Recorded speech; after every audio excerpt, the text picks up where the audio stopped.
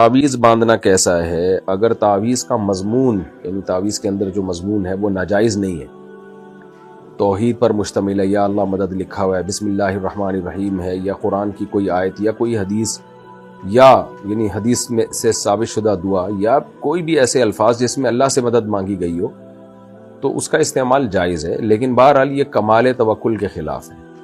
تعویذ گنڈے والے لوگوں کو میں نے کبھی نہیں دیکھا ان کے کام بنتے ہوئے، ایک کام بنتا ہے تو 10 بگڑتے ہیں، پھر وہ ساری زندگی تعویذ گنڈوں میں فلیتے پلیتے انہی میں زندگیاں برباد ہو جاتی ہیں۔ تو اس لیے میرا معمول یہی ہے کہ میں کبھی بھی نہ تعویذ باندھتا ہوں نہ اپنے بچوں کو باندھنے دیتا ہوں۔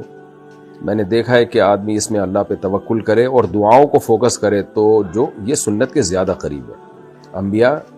انبیاء کرام نے مصیبتوں میں دعائیں مانگی ہیں، تعویذ نہیں باندھے۔ ہم اپنے نبی صلی اللہ علیہ وسلم کے عمل کو دیکھتے ہیں، یونس علیہ السلام مچھلی کے پیٹ میں گئے تو کوئی تعویذ تھوڑی، انہوں نے تو آپ کہہ سکتے ہیں وہاں ان کو تعویذ کہاں سے ملتا، تو پہلے سے ہی لے جاتے تعویذ کہ بھئی میں کشتی میں جا رہا ہوں، کچھ بھی ہو سکتا ہے۔ نہ، جا کے دعا مانگی، لا الہ الا انت سبحانک انی کنت من الظالمین۔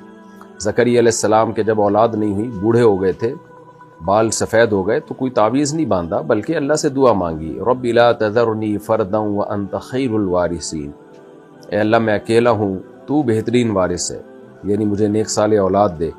تو ہمیں انبیاء کا طرز عمل، یعقوب علیہ السلام کے بیٹے گم گئے، یوسف علیہ السلام، تو یہ نہیں کہ کوئی زائچے بنوائے، زائچے تو ویسے ہی ناجائز ہیں، کوئی تعویذ باندھا انہوں نے، بلکہ اللہ سے ساری زندگی دعائیں مانگی ہیں۔ تو دعاؤں سے کام بنتے ہیں، دعاؤں کو زیادہ فوکس کرنا چاہیے، بلکہ فوکس ہی دعاؤں کو کرنا چاہیے، اسباب اختیار کریں کامیابی کے اور دعاؤں کو فوکس کریں۔